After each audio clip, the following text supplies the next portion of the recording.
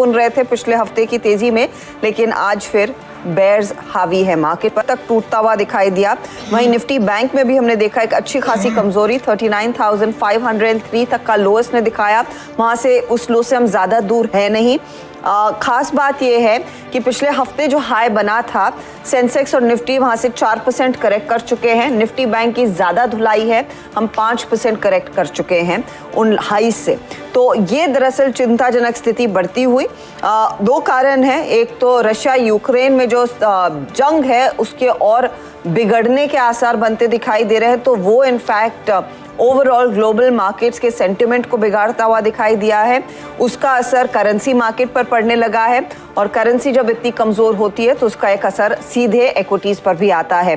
तो ये फिलहाल स्थिति है। एडवांस डिक्लाइन रेशियो बेहद नेगेटिव, आज के दिन गिरने वाले शेयरों की संख्या बहुत ज्यादा है बढ़ने वालों की तुलना में। तो ये मार्केट का सेटअप है, और आज हम जा रहे हैं वीकेंड सेशन में। उसके आगे जब लौट कर आएंगे हम होंगे एक्सपायरी वाले हफ्ते में। वीरू, तो बहुत ही क्रूशल टाइम पर, और जहां तक हमने देखा पिछले हफ्ते और ज्यादातर समय इस हफ्ते हम इंडिया विक्स को 17 मैक्सिमम 18 पर देख रहे थे, ये फिर 20-21 की तरफ बढ़ चुका है।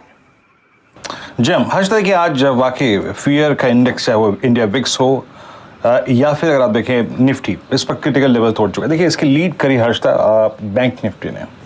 देखिए बैंक निफ्टी हमारे इस पूरे अब तक के सफ़र का, चाहे वो 18,100 का हो निफ्टी का हो, चाहे वो निफ्टी बैंक का इटसेल्फ अगर आप देखें 41,800 तक का हो, लीडिंग इंडिकेटर रहा है हर्षदा।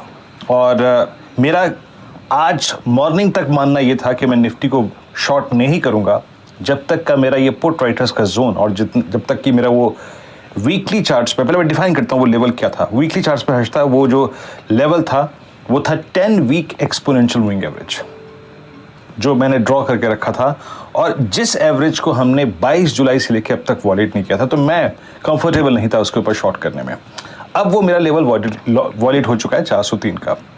और बैंक निफ्टी मेरा व्यू था कि अगर हमें शॉर्ट करना है तो 39,910, ये वही इंडेक्स है जो कि अब तक बैंक निफ्टी अपने 20 डे को इवन छूने को तैयार नहीं था।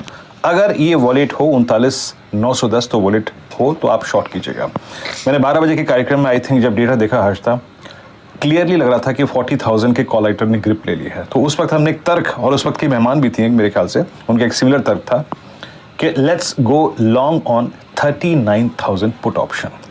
39,000 की पुट पे लॉन्ग जाइए। उस वक्त मेरे ख्याल से उसका प्रीमियम था 210 रुपये, और मैं यही कहूँगा कि अभी मैं हर्षदा इसी पुट को रखने में कंफर्टेबल हूँ।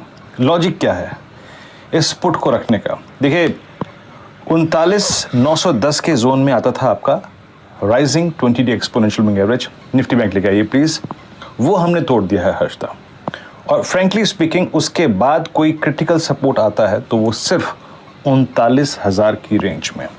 तो अगर आप उस पुट पे लॉन्ग थे, प्रॉफिट आपको हो रहा होगा, आप प्रॉफिट बुक भी कर सकते हैं। और अगर आप कैरी करना चाहते हैं, याद रखिएगा, तो उसका स्टॉप लॉस बहुत दूर आएगा, जो कि मैं ड्यूरिंग द कार्यक्रम डिस्कस करूंगा। लेकिन for the timing Harshada, let's hold that put option on Nifty bank 39,000 का। 39,000 पे आपका 50 डे एक्सपोनेंशियल मूविंग एवरेज है। निफ्टी पे हर्षदा आप जिस लेवल पे आप आ चुके हैं, दैट इज 17,362 वीकली चार्ट्स पे। Since it's a Friday, it's 50 week exponential moving average. तो मैं अभी अपने हाथ खींच रहा हूँ Harshada, since it's a Friday, हमें 2 दिन का वीकेंड देखना है। और उसके बाद यूएस मार्केट जो है वो 100 वीक एक्सपोनेंशियल मूविंग एवरेज पे डाउ बंद हुआ है। तो मैं सिंपली इस 39,000 के पुट को कैरी करके ले जाऊंगा हर्षदा, मेरा यही मानना है। Over to you.